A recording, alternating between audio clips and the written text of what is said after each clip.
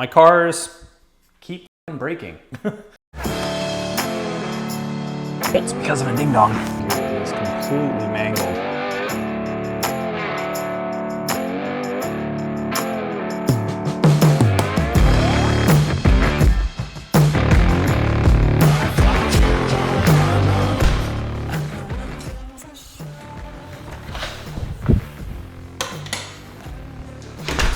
What's up, everybody? Welcome back to the garage. Welcome back to the channel. If you don't know me, my name is Andrew. We are here at my place in Maple Ridge, British Columbia, working on cars, going on adventures, doing fun stuff with cameras, everything that automotive type people do nowadays when they have car ADHD. I just got back from an event in Oregon called Daypass, which was put on by Steve at Donuts and Drip and the good people of Overcrest. It was a wonderful weekend. I got to see a lot of cool stuff there. I didn't actually film much of anything, left it as an event to go and enjoy and just be with my friends. And I was also working with some friends to take photos and stuff like that. And it was a lot of fun. I had a great time. Before that, I was at Air Water in California. I had about a week and a half between the two events. The last month has been a lot of movement, a lot of things going on, the channel and content and just life in general. There is one problem though, is my cars keep fucking breaking. All right, the clickbait stuff is out of the way. This GC8, my 99 STI from Japan, keeps blowing wheel bearings. The day before I left for Oregon, I had the rear wheel bearing on the driver's side fail. It completely, like in spectacular fashion, it was in pieces when I took it out. It had been fine. I checked it when I put the car up for maintenance that week. I give a wiggle test now because I've had wheel bearings go out so much that it's part of the process for every car that I bring in here. And I took it on a test drive, came back after, hitting some hard corners and stuff, and the rear was wiggling pretty violently. I could actually feel it in the chassis going at high speed, 60 miles an hour plus. The whole thing was vibrating really bad. I thought the Jesus bolt had come undone and the upright was actually moving, but it ended up being the wheel bearing torched really bad. So I had to overnight one at the parts store. So an aftermarket bearing went in the next morning.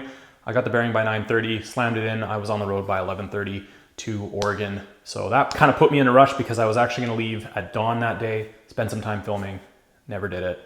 So after that, I kind of just said, you know what, I'm just gonna go and enjoy Daypass. Not gonna make a thing out of it. But that's why I'm here to update you guys on everything and show you kind of some of the footage of what went on that week.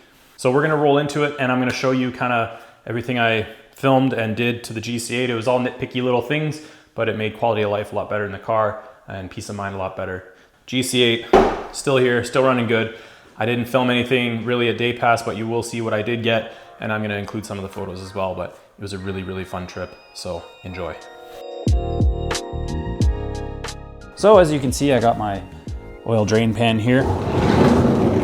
First thing I gotta do to the car is do an oil change, and there's actually a problem with the oil pan itself. It is a Killer B extended capacity oil pan. It actually holds about 1.3 liters extra of the Motul 5W40 that I put in the car. It's the XS Gen 2. Because it is an IAG closed deck block, it does require a little bit higher quality of oil. The pan has a 1/2-inch NPT fitting for putting in a return line or anything like that. It's just an extra outlet to have on your oil pan instead of having to drill and tap another fitting if you need so. And then it's also got the standard M20 by 1.5 plug, and that plug is actually pretty well destroyed on mine. It's an aluminum plug on this one, not steel, and it seems that it's a little bit weak, and when I put a wrench on it at one point last year in California, it broke one of the corners off the bolt head, and now it's completely stripped because I've tried to get it with pliers and stuff like that.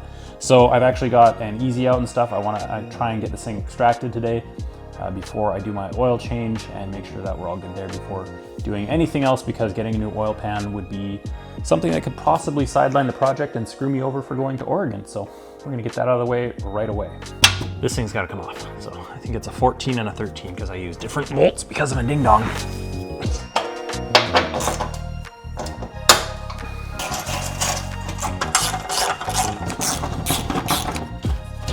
Themselves to the aluminum.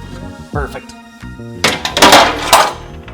One thing you gotta watch out for using aluminum and steel is they will corrode to each other real quick. So as you can see, a nice Killer B oil pan here, and it's covered in oil because all these fittings are leaking. This drain plug, as you can see, is completely mangled. So I'm going to hit it with some penetrating oil and Hopefully it comes loose. I might take the NPT out as well and reseal it really good, clean it all out with brake cleaner, and then hit it with some aircraft thread sealant. WD-40, I have a question for you. Why don't you sell the bendy nozzles in Canada? Because I cannot find these anywhere here.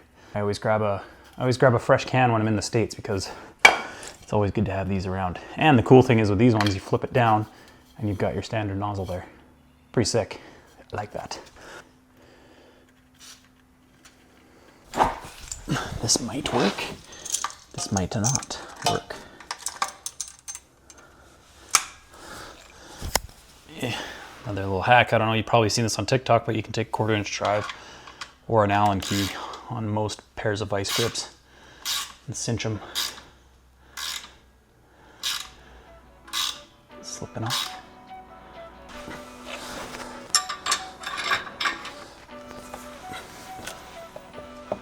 Oh yeah, nailed it.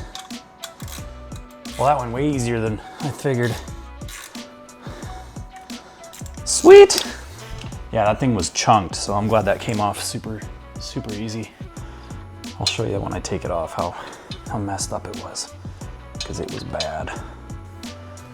Oil's not too bad. This is probably like 2000 K under the interval, which is nice. Yeah, you can see just how mangled the head of that thing was. That we're gonna put in its place. Oh, I just leaked oil everywhere because I wasn't paying attention. No, that sucks. Oh no, my friends, I have made the boo-boo. I'm gonna clean that up. Okay, the environmental hazard has been remediated, and I'm gonna drop the filter out now.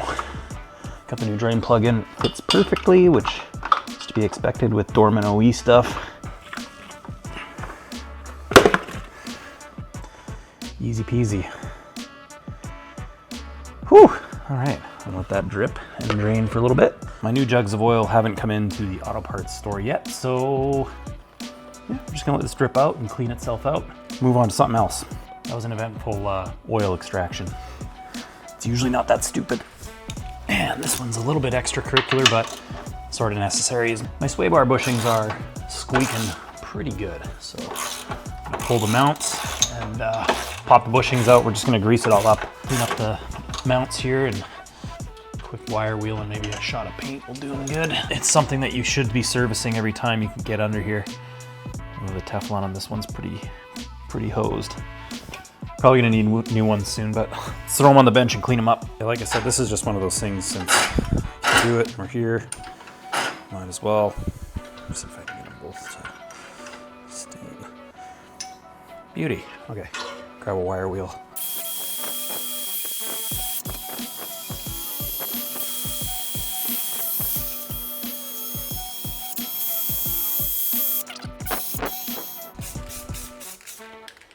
Should probably primer these things and all that, but they're honestly just gonna get screwed up again anyway, so.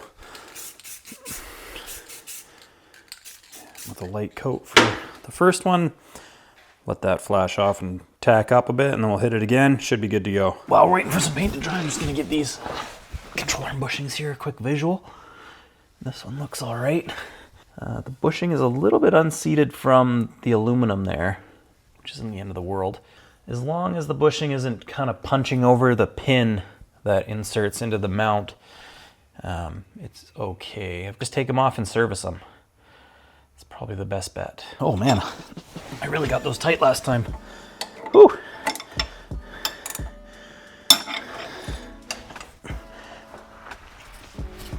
Oh, I think I red Loctited these.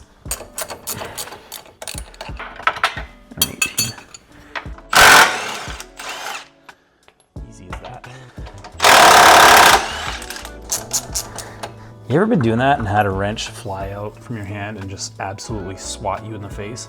It's never fun. Okay. All right. So this thing's still rotating pretty freely. I don't think we really need to do anything with it. I am here, so. Woo! Moving my vise.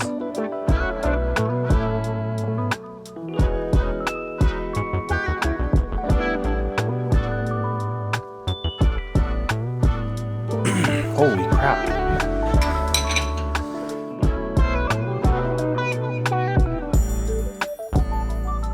I done did that one good. All right. Well, got plenty of grease in there. Looks good. Thing looks great. So I think I'm good with that. Yeah, it slides right out still.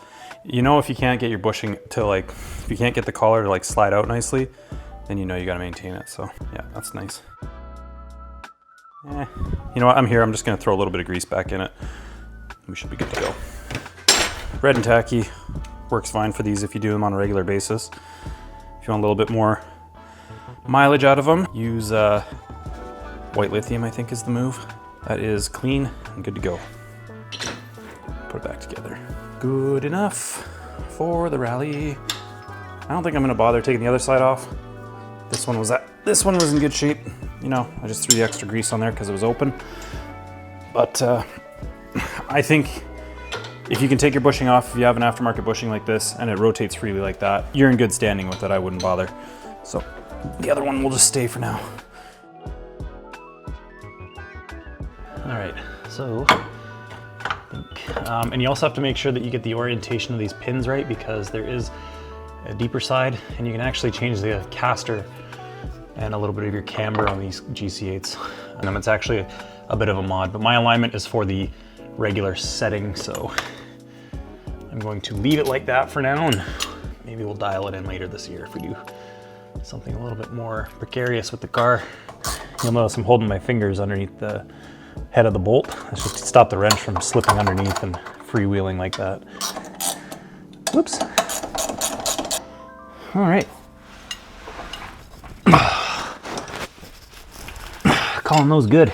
All right, since we're waiting on our oil to show up and some paint to dry, why not add more paint to the process? So when I did the hood and everything after the mishap in Arkansas, I was trying to rush to get the car back together. I wanted to drive it, typical Andrew. And I didn't bother striping the hood and matching the stripes to the body. I did the fender just because it looked weird, and I just kind of sprayed the paint into a cup and matched as best I could. Kind of made a disaster of it, honestly. But I'm gonna sand this down now, this section, with 800 grit sandpaper, and then I'm just gonna hand brush white trem clad over it. This paint is still not cured from last winter. It's still soft, and it's like taking water spots and marring and everything like really easy. I'm gonna sand it down as much as I can without going through it. I'm gonna go over it, brush over, and try and get a good line here with some thinned out trem clad. We'll let that dry probably overnight, and then we'll be able to stripe it tomorrow. So let's do it.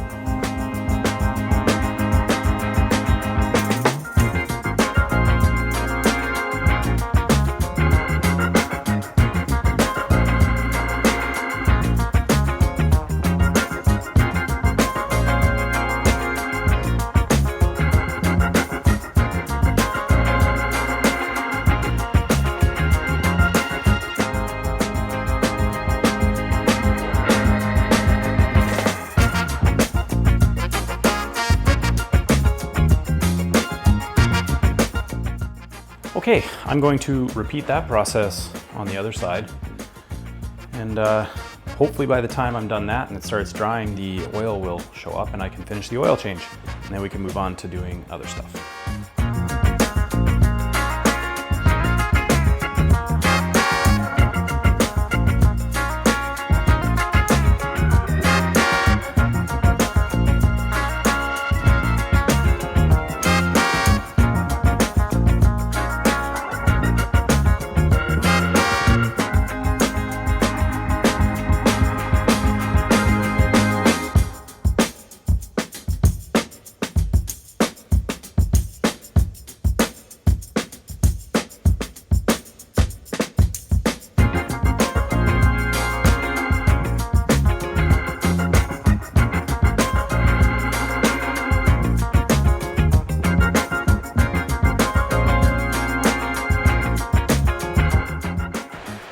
Excuse the fan noise behind me. I'm trying to get some air blowing across the paint to help it dry here. Just got back from Lordco, got the oil and the filter here, so I'm gonna finish the oil change and then move on to working on this corner marker light. The seal is coming off the side, so I'm just gonna Gorilla Glue it back in place.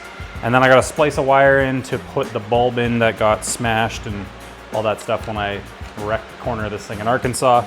I just didn't have the stuff when I rebuilt it, and just haven't bothered since. It's just a marker light, not a signal or anything. So finish the oil change, start working on this. All we really got left is like cleaning, doing the stripes and the muffler. Nothing crazy. Everything looks pretty good on the car.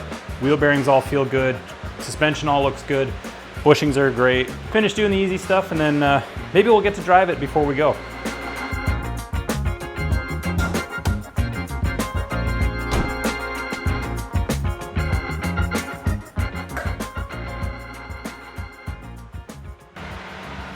This one up real good because the last one didn't really seem to agree with removing itself from the engine.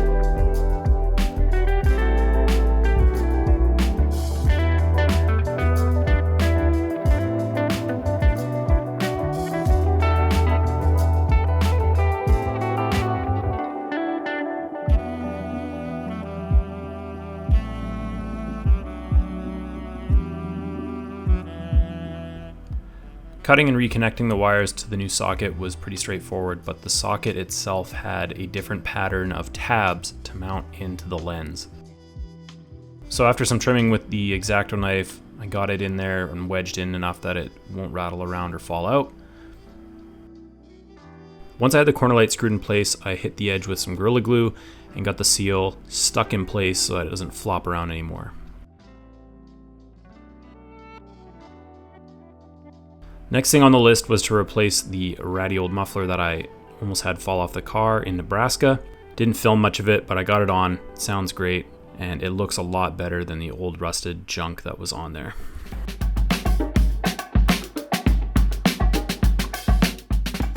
Okay, so yesterday I worked on the exhaust, got the new muffler welded on, and fixed up one of the rubber mounts. Was pretty pooched out, so I put a new one in there. Got everything sealed up, nothing leaks, we're good to go. The welds aren't great, but it's on there and it's not gonna fall off like the last one. Today I am working on getting the stripes done on the hood because it's been way too long since I've refinished everything. Usually about an hour in between each stripe, if I remember correctly from doing those ones, the original ones. And it's all the same color, it's all the same cans, so we should be good to go. Yeah, I'm gonna start spraying.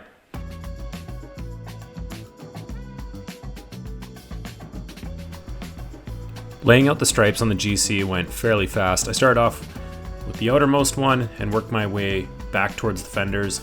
It's a pretty simple process. You just kind of have to run over your mask lines and then spray over the little bit of overspray. It works pretty well.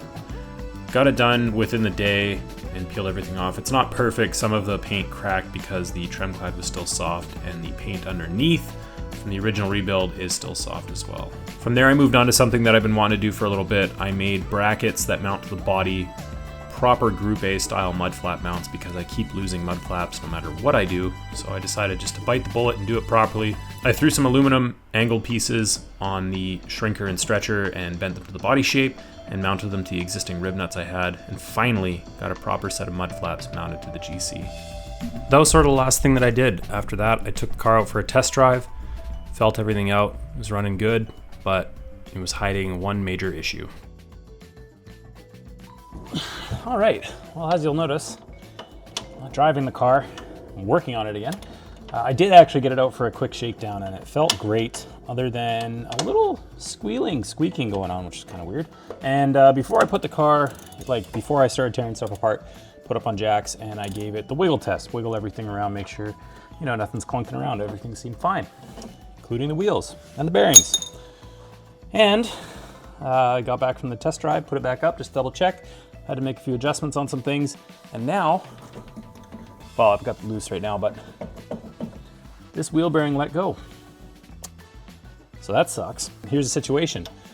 I have to leave in the morning or tomorrow at some point. I have commitments and obligations to be at Daypass.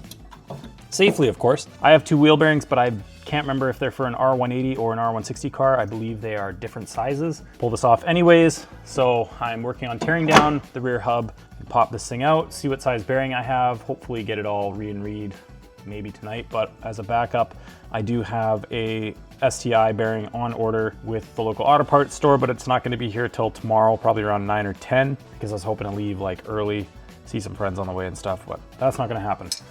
Can't be upset about it, it's just part of the deal. So I'm just going to keep tearing this down. I've got a meeting that I have to be leaving for, break, come back later, get all this done. Hopefully just have it either done tonight or ready to put the new bearing in tomorrow. But I'm not really gonna have time to film because I got thrash. So regardless, I'll catch up with you guys in a bit.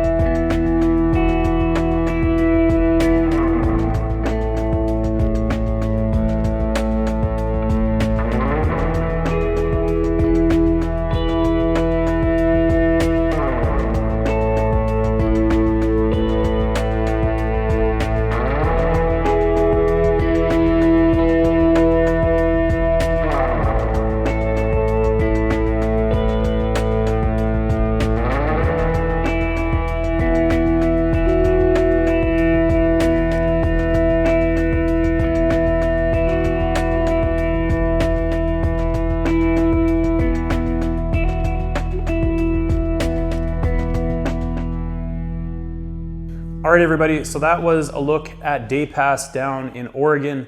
It was a really incredible time exploring some of the back roads in the Western Oregon region out towards the coast. Steve at Donuts and Drip put together an incredible route. The good people at Overcrest brought us all together out there to enjoy it. I cannot thank all of you guys enough for putting on such a wonderful event, bringing us all together.